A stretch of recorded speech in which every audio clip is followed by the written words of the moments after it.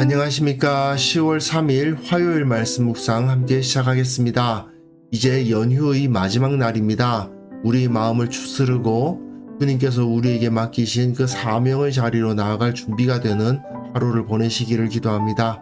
오늘 본문은 이사야서 29장 9절에서부터 14절까지 말씀이고요. 어제 본문과 연결해서 하나님께서 왜 예루살렘을 심판하실 수밖에 없었던가 하는 것을 다루고요. 우리가 그러한 자리에 나아가지 않기 위해서 가장 중요하게 여겨야 할 것이 무엇인지 확인해 보는 시간을 가졌으면 합니다. 그럼 먼저 말씀 보시겠습니다. 너희는 놀라고 놀라라. 너희는 맹인이 되고 맹인이 되라. 그들의 취함이 포도주로 말미암음이 아니며 그들의 비틀거림이 독주로 말미암음이 아니니라. 대저 여호와께서 깊이 잠들게 하는 영을 너희에게 부어주사 너희의 눈을 감기셨음이니 그가 선지자들과 너희의 지도자인 선견자들을 덮으셨음이라. 그러므로 모든 계시가 너희에게는 봉안책의 말처럼 되었으니 그것을 글 아는 자에게 주며 이르기를 그대에게 청하노니 이를 읽으라 하면 그가 대답하기를 그것이 봉해졌으니 나는 못 읽겠노라 할 것이요 또 그 책을 글 모르는 자에게 주며 이르기를 그대에게 청하노니 이를 읽으라 하면 그가 대답하기를 나는 글을 모른다 할 것이니라. 주께서 이르시되 이 백성이 입으로는 나를 가까이하며 입술로는 나를 공경하나 그들의 마음은 내게서 멀리 떠났나니 그들이 나를 경외함은 사람의 계명으로 가르침을 받았을 뿐이라. 그러므로 내가 이 백성 중에 기이한 일 곧 기이하고 가장 기이한 일을 다시 행하리니 그들 중에서 지혜자의 지혜가 없어지고 명철자의 총명이 가려지리라. 어제 본문에 연결해서 예루살렘의 심판에 대한 가르침이 주어지고 있습니다. 하나님께서 예루살렘의 멸망을 선포하시지 않았습니까? 그런데 하나님은 정말 예루살렘과 예루살렘 거민들을 자기 백성으로 여기셨죠. 그럼에도 불구하고 왜 저들은 그렇게 심판을 당했는가? 예루살렘을 치는 적들을 그렇게 심판하겠다, 벌하겠다고 말씀하실 정도셨으면서도 왜 예루살렘은 그렇게 망할 수밖에 없었던가? 이것이 오늘 본문의 중요한 메시지고요. 어떻게 보면 29장의 핵심적 가르침일 수도 있을 것입니다. 너희는 놀라고 놀라라. 너희는 맹인이 되고 맹인이 되라. 놀란다는 것은 공포에 휩싸인다는 것을 의미하는 것이고요. 맹인이 된다, 눈이 먼다는 것은 하나님의 말씀을 알지 못하고 진리를 깨닫지 못한다는 것을 보여줍니다. 그런데 왜 그렇게 됩니까? 취했어요. 포도주로 말미암음이 아니고 비틀거려요. 취하니까 비틀거리죠. 독주로 말미암음이 아닙니다. 무언가에 취했어요. 무엇에 취했느냐? 깊이 잠들게 하는 영이라고 표현하고 있는데요. 그들의 눈이 감겼다고 되어 있습니다. 왜요? 선지자들과 선견자들이 깊이 잠들게 하는 영, 눈이 감김에 쌓여 있기 때문입니다. 저들이 진리를 보지 못합니다. 저는 사실은 살아가면서 술에 취해 본 적이 한 번도 없습니다. 그러다 보니까 술 취한 것이 어떤 것인지 잘 모르긴 합니다만은 술에 취한 사람을 보면 깨어 있는 것도 아니고 잠들어 있는 것도 아니죠. 깨어서 정신이 말짱해서 사물을 정확하게 보지도 못하고 그렇다고 해서 잠들어서 아예 모든 것을 보지 못하는 것도 아니지 않습니까? 딱 그 상태입니다. 이 취했다라는 상태는 맹인 상태까지는 아니지만 그렇다고 해서 보고 있는 상태도 아닌 그것이 바로 이 취한 상태인데 이들 예루살렘의 선지자와 선견자들이 그러한 상태에 있었다는 거죠. 그러므로 모든 계시가 너에게는 봉안책의 말처럼 되었다. 그것을 글 아는 자에게 주면은 그걸 읽어달라 하면은 봉해졌으니까 못 읽겠다 그러고 그걸 모르는 자들에게 주면서 이러기를 읽어달라고 그러면 나는 글을 모른다 할 거다. 이거는 너들이 반쯤은 깨어 있기 때문에 하나님의 말씀이 자기들에게 주어져 있다는 것을 알기는 한다는 겁니다. 하지만 그를 아는 사람들은 봉해줬으니까 모르겠다 그러고, 그를 모르는 사람들은 나는 그걸 몰라 그러고, 그러니 어차피 하나님의 말씀이 주어져 있기는 하지만 읽을 수 없기는 마찬가지죠. 하나님의 말씀이 손에 들려져 있기는 한데 그것을 읽지를 못하니 손에 하나님의 말씀이 없는 것이나 다름이 없는 겁니다. 지식을 가진 자나 지식이 없는 자나 하나님의 말씀에 접근하지 못하는 것은 마찬가지 상태가 되어버리는 것입니다. 하나님은 계속 말씀을 가르쳐 주셨죠. 하지만 저들에게는 봉해진 책이나 다름이 없고 깨달을 수 없는 말을 가르치는 거나 다름이 없는 상황이 되고 말았습니다.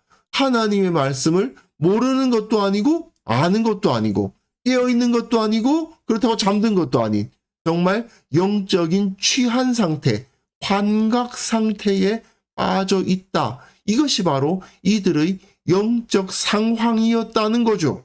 주께서 이르시되 이 백성이 입으로는 나를 가까이하며 입술로는 나를 공경하나 그들의 마음은 내게서 멀리 떠났나니 그들이 나를 경외함은 사람의 계명으로 가르침을 받았을 뿐이라.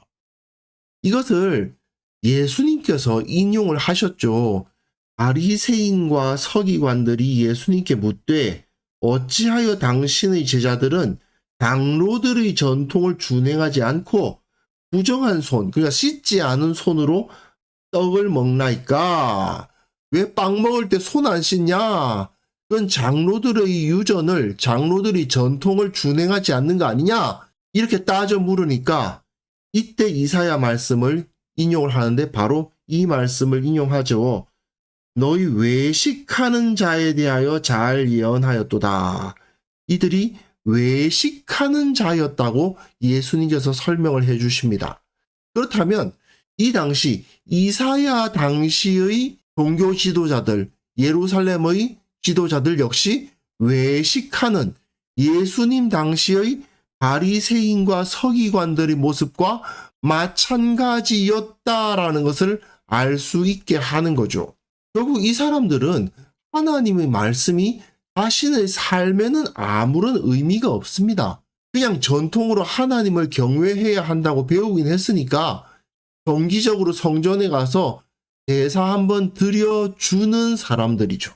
그냥 내가 유대인으로 태어났으니까 신앙생활을 해야 되긴 해야 될 것 같으니까 성전을 정기적으로 가기는 가는데 정작 하나님의 말씀을 따라서 내 삶을 엮어가지는 않는 겁니다.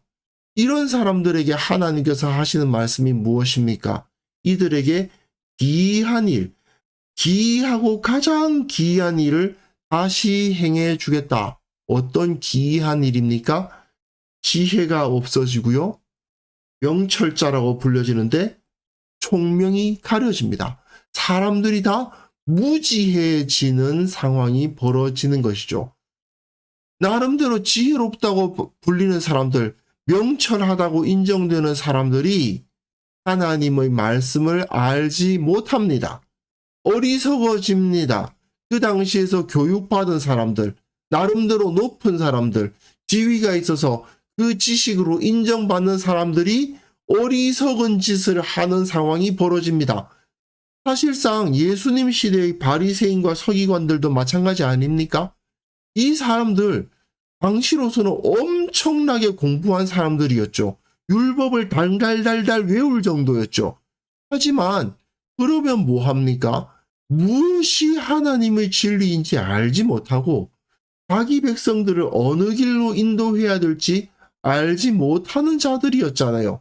결국 맹인된 인도자가 되어서 자기뿐만 아니라 다른 사람들까지 다 구렁텅이에 빠지게 만드는, 그러니 사람의 계명으로 교훈을 삼아서 나를 헛되이 경배한다. 사람의 계명으로 가르침을 받았을 뿐이라. 사람의 계명? 예, 그렇죠. 예수님 시대에는 장로들의 전통을 준행했고 이 이사야 당시에도 자기네 마음에 맞는 방식대로 하나님을 섬기려고 했던 것입니다. 그러니 하나님을 안다고 하지만 알지 못하고, 하나님을 깨닫는다고 하지만 깨닫지 못하고, 말씀이 손에 들려있지만 하나님의 말씀대로 살지는 않는 그런 현실이 벌어지고 마는 거죠. 이사야는 이런 상태를 가지고 술 취한 상태, 깨어있으나 깨어있지 않은 상태, 영적인 환각 상태에 빠져 있다라고 표현하고 있는 것입니다. 하나님의 말씀이 사라지면 하나님의 백성들이 이런 영적인 환각 상태에 빠지게 됩니다. 그런데요, 사실은 하나님의 말씀이 사라지면 하나님의 백성들은 살아갈 수가 없습니다. 사람이 떡으로만 살 것이 아니요, 하나님의 입에서 나오는 모든 말씀으로 살아가는 거 아닙니까? 그런데 영적인 기갈이 일어나면 어떤 기갈이 일어나느냐? 하나님의 말씀이 없는 기갈이 일어나요. 이사야와 거의 동시대에 사역했던 아모스 선지자는 북이스라엘에 가서 이렇게 이야기했죠. 보라, 날이 이를지라 내가 기근을 땅에 보내리니 양식이 없어 주림이 아니며 물이 없어 가람이 아니요 여호와의 말씀을 듣지 못한 기갈이 임할 것이다. 예, 하나님의 말씀이 임하지 않으면 그 가운데 영적인 기갈이 임하게 되고요. 그로 인해서 몸은 살아있는 것 같은데, 빵을 먹고 물을 마시니 몸은 살아있는 것 같은데 영은 죽은 거나 다름없는, 그야말로 산 것도 아니고 죽은 것도 아닌 상태에 빠지고 맙니다. 깨어있는 것도 아니고 잠든 것도 아닌 상태, 산 것도 아니고 죽은 것도 아닌 상태, 그런 상태에 빠져버리게 되면 이건 정말 그 영혼이 답답한 상황에 빠지고 마는 것이죠. 현대 교회의 상태를 한번 생각해 봅시다. 하나님의 말씀이 바로 서지 않으면요, 교회는 교회로서의 기능을 상실할 수밖에 없습니다. 말씀이 없다 보니 신비적 체험 같은 걸 자꾸 추구하게 되겠죠. 사람들의 영혼은 그야말로 환각 상태에 빠지게 됩니다. 그리고요, 그 상태에서 나오려고 하지를 않습니다. 하나님에 대해서 아는 바가 전혀 없으면서도 하나님을 안다고 착각하고 있습니다.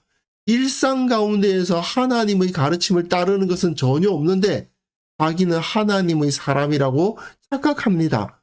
말씀은 어디에나 있지만 정작 자기 삶에는 없어요. 어디에서나 말씀을 찾아볼 수 있지만 말씀을 찾으려는 사람은 없어요. 이것이 바로 영적인 환각 상태, 깨어있는 것도 아니고 잠든 것도 아닌 그런 상태인 거죠. 우리는 이런 영적 환각 상태에서 벗어나지 않으면 하나님으로부터 복을 누릴 수가 없습니다. 하나님의 말씀을 바르게 알고 아침에 눈을 떠서 밤에 잠들 때까지 모든 시간 가운데 하나님의 법도를 따르지 않으면 하나님의 복을 우리는 누릴 수가 없는 것입니다.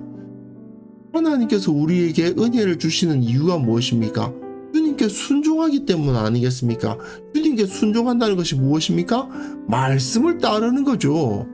그렇기 때문에 이 시간 함께 기도하실 때에는요, 말씀을 통해서 하나님을 바르게 알아서 내 모든 삶이 주님의 진리에 정렬되게 하옵소서.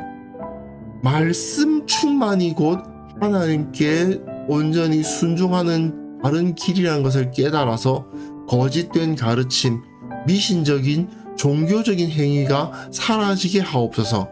함께 기도하는 시간 가졌으면 합니다.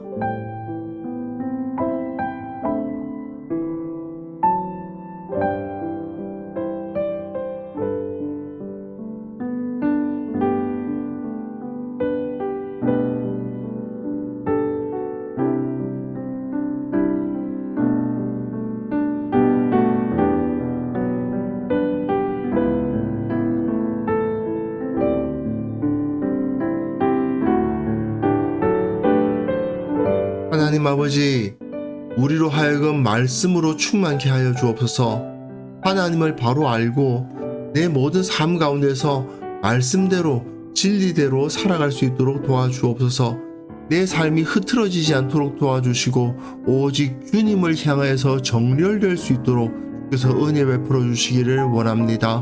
우리 교회의 모든 성도들이 또한 말씀으로 충만하게 하시고 거짓된 가르침이 발붙일 수 없도록 도와주시며 미신적이고 종교적인 행위는 전혀 없도록 주님, 우리 교회가 주님 앞에서 정결하게 하여 주옵소서. 한국 교회가 여러 가지 어리석은 것들로 거짓된 종교로 인해서 혼잡해지고 있음을 보게 됩니다. 주님, 불쌍히 여겨주시고 말씀에 근거한 살아있는 신앙으로 세상을 변화시키는 능력의 신앙으로 모든 성도들이 거듭날 수 있도록 도와주소서. 그러므로 인해서 불신자들에게까지 그 권위를 인정받고 참으로 하나님의 말씀이 진정으로 진리라는 사실을 저들마저도 인정하는 그런 역사가 일어나게 하여 주옵소서. 아버지, 연휴를 보내게 하심을 감사합니다. 기쁨으로 감사히 잘 마무리할 수 있도록 도와주시고 무엇보다도 우리에게 주신 그 사명에 집중할 수 있는 능력을 허락하여 주옵소서. 충분한 휴식과 새로운 힘 불어넣어 주시고 하나님 앞에 영광 돌리기 위해서 뛰쳐나갈 수 있는 능력으로 충만해지는 하루를 주께서 오늘 허락하여 주시기를 원하옵고 예수님의 이름으로 기도합니다. 아멘.